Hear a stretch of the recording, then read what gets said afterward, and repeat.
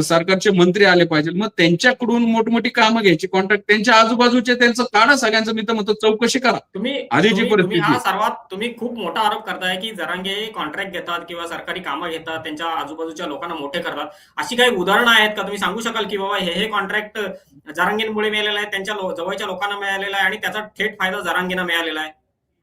100% त्यांच्या बरोबर सारखे सावली सारखे असतात ते गंगाधर काळकुटे, ते कॉन्ट्रॅक्टर आहेत.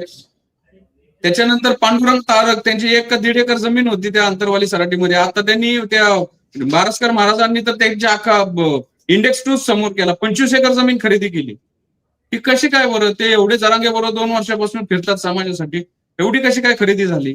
त्या अमोल खुलेंनी सांगितलं की ते 2000 आता 13 तासाचं जे उपोषण झालं, त्या उपोषणामध्ये यांनी जवळजवळ एका मंत्र्याकडून 100 कोटी 200 कोटी असे काहीतरी 2000 कोटींचे त्यांनी ते कॉन्ट्रॅक्ट त्यांच्याकडून घेतले. त्यांच्या आजूबाजूचे जे आहेत ना, त्यांच्या तुम्ही पॅन कार्ड आणि त्यांचा ऑडिट रिपोर्ट सगळ्यांचं बघितलं, त्यांच्या कोणत्या कंपन्या, आणि एवढ्या 2 वर्षात त्यांना कुठली कुठली कामं मिळली, तर त्याच्यावरनं समजून येईल ना, त्याच्यावरनं समजून येईल. त्यांनी इथं पुण्यामध्ये कुणी फ्लॅट घेतले, कुणी काय केलंय. आणि मी म्हणत नाही ते, हे बारस्कर त्यांचे सगळे त्यांच्या जवळचेच माणसं म्हणतात, ते अमोल खुलेंनी सगळं काढलंय.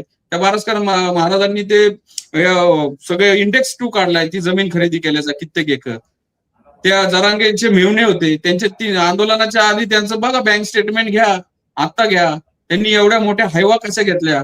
आता त्या गोदा पट्ट्यामध्ये वाळूचे ठेके आणि वाळू वाहतूक कोण करतं? दुसऱ्या कोणाला? मला एक जणाचा फोन आला होता, त्याला मला आम्हाला उत्खनन करायचं होतं कायदेशीररित्या क्रशरसाठी, तर ते तिथले कोणतरी अधिकारी, मग कलेक्टर असतील, डेप्युटी कलेक्टर, ते म्हणले तुम्ही ते मनोज जरांगेंनी सांगितलं तरच आम्ही देतो, दुसऱ्या कुणाला देत नाही. हे सगळं असं चालू आहे. या सगळ्या आंदोलनाच्या माध्यमातून गरीबाचं लेकरूच्या माध्यमातून त्याचं काही देणं घेणं नाही. बरं, कुणबी दाखले काढायचे, त्याला तो खूप हुशार आहे, त्याला माहितीये.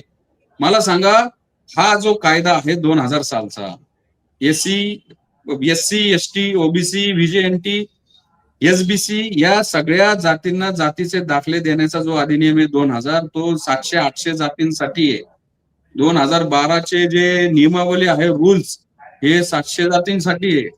मनोज जरांगे म्हणतोय की फक्त त्यामधल्या एकाच जातीसाठी तुम्ही एसओपी करा, तुम्ही कुळ शब्द आणा, सगळे सोयरे आणा. ते माहिती आहे त्याला शक्य नाही. तुम्हाला आम्हाला जो पण ओबीसी आहे त्याला जर जात सिद्ध करायची, तर मग मला माझ्या वडिलांचा, आजोबांचा, चुलत्यांचा जातीचा दाखला द्यावा लागतो, व्हॅलिडिटी द्यावी लागते.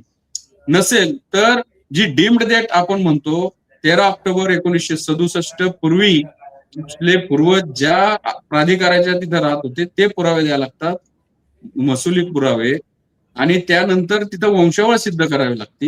ही प्रचलित पद्धती आहे. फक्त याच म्हणणं आहे, तो इतका मोठा कायदे पंडित आहे की आता म्हणतोय, मध्ये म्हणला की या समित्याच रद्द करा, आणि ह्या जरांगे